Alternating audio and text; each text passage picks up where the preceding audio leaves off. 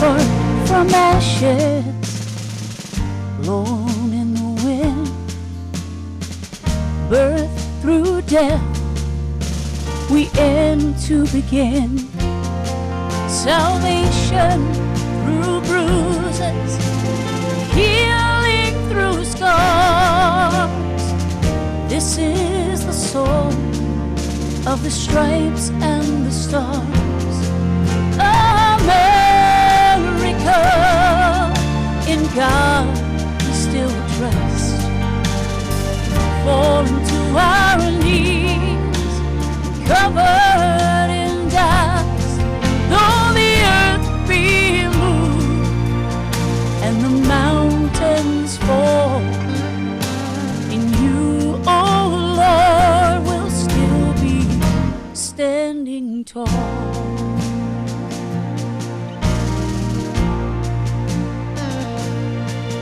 At the hand of hatred, love is born, and brothers find peace in a nation torn.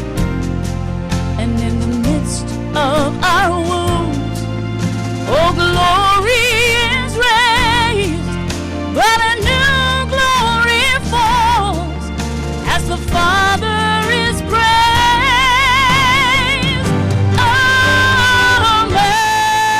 America, in God we still trust. Falling to our knees, covered in dust. Though the earth be moved and the mountains fall, in you, oh Lord, we'll still be standing tall. America, in God we still trust. Falling to our knees, covered in dust. Though the earth be moved and the mountains fall, in you, oh Lord, we'll still be standing tall.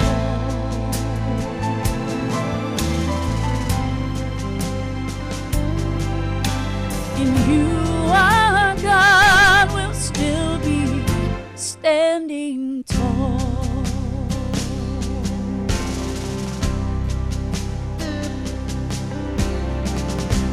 We remember the price that everyone paid for us today. We will never forget. In you, Lord God, we still trust.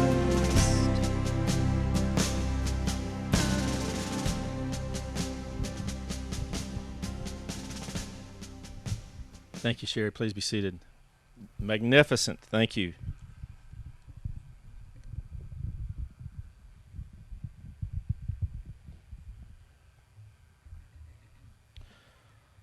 All who live in southwest Louisiana have felt the sorrow of losing a fine soldier and leader like Aaron East.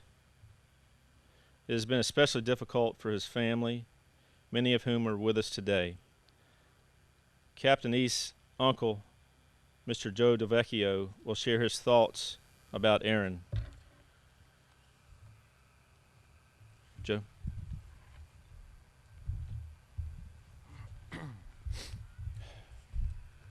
Thank you, Ted, and thank you everyone that came out today.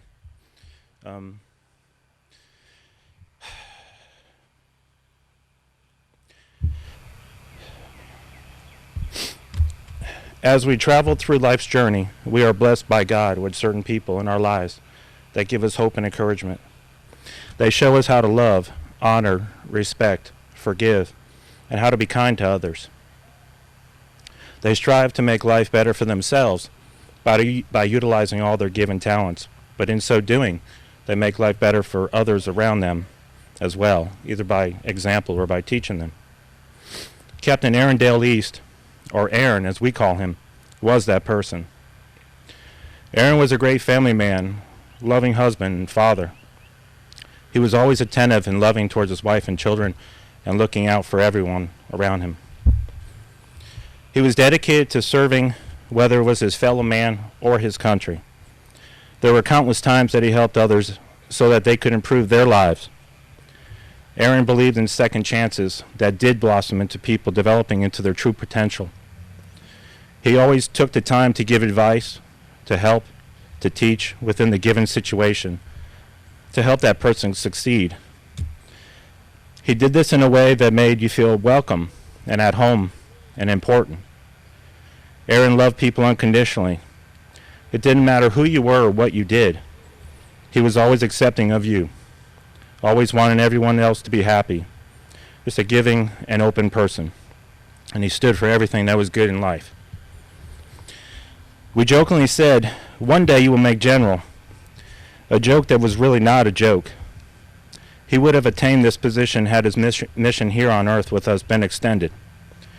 He possessed all the leadership qualities and attributes, and these qualities and attributes were learned from his time as an NCO, then formally learned at LSU's Old World School through ROTC. As a CO, he used everything he learned in life to better everyone around him. He was a true soldier by the way he lived his life and always doing the right thing.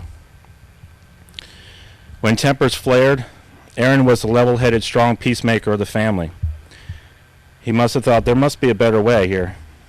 He would hug and hold, say one of the girls in the family, or put his hand on the shoulder of one of the guys and calm them down, almost in a way of protecting us from what we cannot see. Either way, it was loving encouragement from a great mentor that won out. Aaron loved spending time with family, of course, and he loved to barbecue, especially chicken and boiled crawfish, and of course, eat all these things.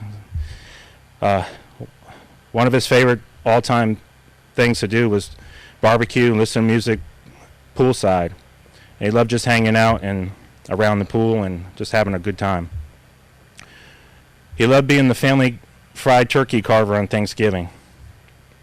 And when high school football and LSU baseball, football, or New Orleans Saints football games were being held, he loved sharing those events with his family and friends. The competitive nature within Aaron would always come out if you were rooting for the opposing team, of course.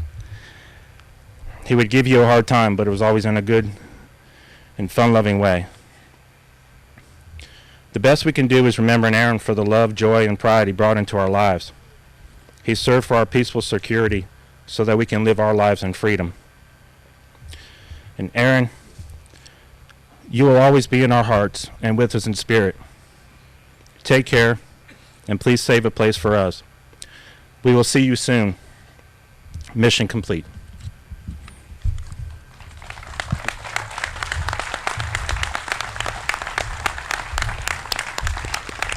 Thank you, Joe, for those kind words.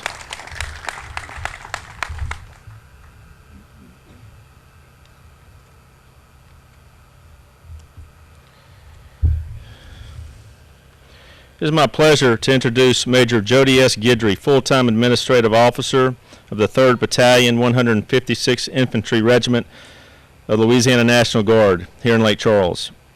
Jody is from Lacassine and is a 1997 graduate of University of Louisiana Lafayette. Will not hold that against you. He began his military career in 1992 when he enlisted into the Army Reserves with the 221st Regiment Company in Lake Charles. He has been a full-time administrative officer since 2006. Jody and the National Guard have been longtime volunteers of the Avenue of Flags by bringing out the military vehicles that you see today, bringing out many men to help put up flags. They have helped the Avenue in many, many ways behind the scenes, and we're indebted to the Louisiana National Guard. And Jody, you've been a great leader for your men here, and you've also been a great friend to the Avenue. Would you please come talk to us?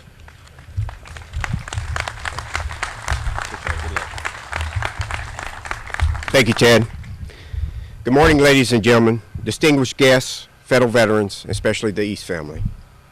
I want to thank the Sons of America Revolution for inviting me to the Avenue of Flags 29th Annual Day Memorial Day celebration. Today is our day to remember, honor, and celebrate the lives of heroes who have paid the ultimate sacrifice for the freedoms and the survival of this great and wonderful nation. We remember those brave men and women who have served in places such as Gettysburg, Shiloh, Appomattox, San Juan Hill, the trenches of France, the Oregon forests, Anzio, Rome, the beaches of Normandy, the deserts of Africa, the cane fields of the Philippines, the rice paddies and jungles of Guam, Okinawa, Japan, Korea, Vietnam, Panama, Somalia, Haiti, and today, Iraq and Afghanistan. We remember those who are part of our history, those who have paid the ultimate sacrifice, and those who are presently serving to protect our future. Being a soldier was never an easy job, but the soldiers in today's all-volunteer army chose to serve a cause greater than themselves. Many made this decision knowing they will be sent in harm's way. For the better part of a decade, they have endured multiple tours, protecting us from danger and giving others the opportunity to live life in security. Over the last 10 years, our Army has proven itself in one of the most difficult environments this nation has ever faced. Our leaders at every level have displayed unparalleled flexibility and adaptability. Our soldiers have displayed mental and physical toughness, but most importantly, courage under fire. They have transformed the Army into the most versatile, agile, rapidly deployed force the world has ever known.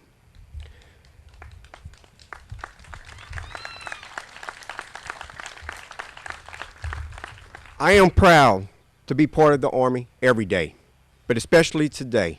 I am proud I have the opportunity to serve with these great men and women, the next greatest generation. Today, I think about the 1.1 million men and women in uniform who are a part of that next generation. These men and women live by a professional ethos, and that is, we will never accept defeat. Today, I think about the soldiers I have led in combat. I think about some of the hardest days as a company commander, some of the hardest days of my military career. There's nothing harder in life than to have to put your friends, your soldiers, America's greatest heroes in body bags, and take their bodies back to base for their final journey back home for a hero's burial by their families. Today, I think about Staff Sergeant William Bill Manuel from Kinder, Staff Sergeant Robert Sweeney from Pineville, Sergeant Seth Trahan from Crowley, Sergeant Robert Nicholas Olivier from Lafayette, who were all under my command and killed in Iraq between January and February 2005 from enemy contact. I also think about Sergeant Rocky Bordelon from Marksville, Sergeant Eric Sessions from Sulphur, and Sergeant Mark Carlson from Lake Charles, who died later of injuries they sustained while serving in Iraq. I also think about the 31 soldiers under my command who are wounded in action. These soldiers don't see themselves as being brave or special. They say they are just doing their jobs. Many of our soldiers have deployed multiple times, and many who are injured during these deployments want to go back, not for a sense of revenge, but out of a sense of teamwork and duty. They fight for our security in an unsecure world, because that's what they promised they would do. Our democracy depends on the willingness of its finest men and women to step forward and serve, to dedicate themselves to a greater cause, the cause of protecting our democracy. For more than 2 centuries, the veterans of our nation have been willing to serve and to sacrifice for a country and a cause they love more than their own lives. The image of a veteran has changed over the last 10 years of war. Almost half of those serving in the military today are between 21 and 30 years old. America has the largest population of young veterans since the Vietnam War. Many of these veterans are now college students, and many of them have families, wives, husbands, children, and parents who love and care for these brave veterans. Being an Army family is hard in its own way. It's never easy to send your sons or daughters off to boot camp, to console your children when their wives, husbands, or deplored or feel the pains of seeing their loved ones injured, or even hearing taps as they put to rest. These families do this every day. And today, as we remember our heroes who have paid the ultimate sacrifice, we need to recognize their families who have stood by their sides and have served and sacrificed in their own way. We think how much our veterans and their families have done for us. How do we honor their sacrifice? How do we celebrate their lives? How do we do these things in a meaningful way? How do we make a difference in the lives of the men and women who have made such a difference in our lives? As many of their stories of brave actions of veterans on the battlefield, there are stories of men and women who have chosen to make a difference in the lives of veterans. On Memorial Day, our country stops in silence to pay tribute to the heroes of the battlefield, who never see themselves as heroes. To that, I say we owe our veterans and their families more than our silence, our memories, and our thanks. President Kennedy once said, as we express our gratitude, we must never forget the highest appreciation is not to utter words, but to live by them. You may wonder, how can I make a difference in the lives of the men and women who have given so much? It is easier than you think. Encourage businesses to hire wounded warriors or military family members. Many wounded warriors separated from the Army and looking for productive employment in their communities. The leadership and technical skills we develop in the military make us valuable additions to any organization. Spread the word. If you know of an organization that wants to help veterans, encourage them to register with the National Resource Directory so wounded, ill, and injured service members and their families can have access information about the services you provide. Volunteer in your community. Get involved with the local organizations in your hometown to make a difference in the lives of the wounded warriors and their families.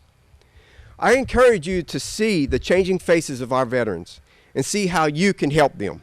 On this Memorial Day, I ask you not just to utter words of thanks to our veterans, but let your actions be the torch that hold you high. Let your words bring forth action. Think of their service and their sacrifice. Don't just say thank you to our veterans, show it. Again, I want to thank each and every one of you for inviting me today. God bless each and every one of you. God bless the state of Louisiana, and God bless America.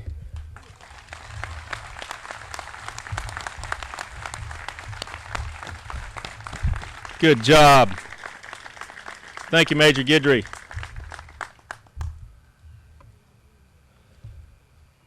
Will everyone please stand for the 21-gun salute and the playing of taps? The Marine Corps League, Southwest Louisiana Department 535 will give the salute and will perform taps.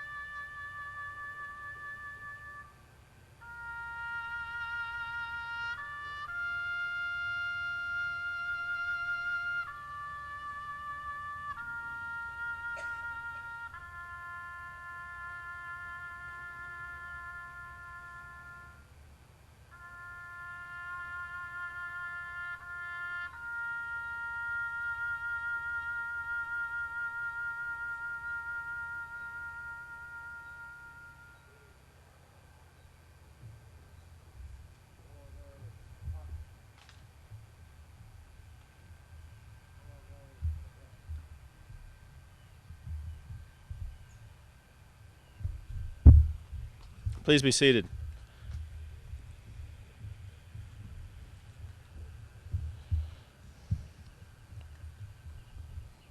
Thank you, gentlemen. Well done. Will the United States Coast Guard please retrieve the colors?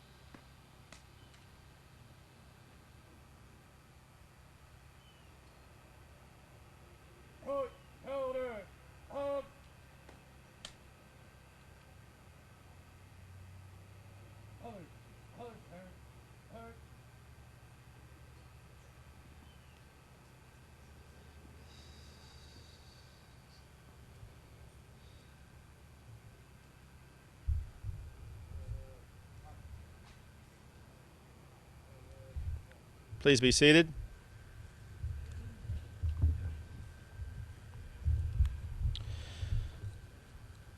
This memorial service has ended. I'd like to thank all of you for participating this morning. I'd like to thank all the men and women in uniform today. We really appreciate your sacrifice, your time, and also today wearing your uniform. Also, I'd like to thank everyone at the stage today for their participation and all others that have participated along with the Lake Charles Wildcats. Thank you all for coming. Goodbye.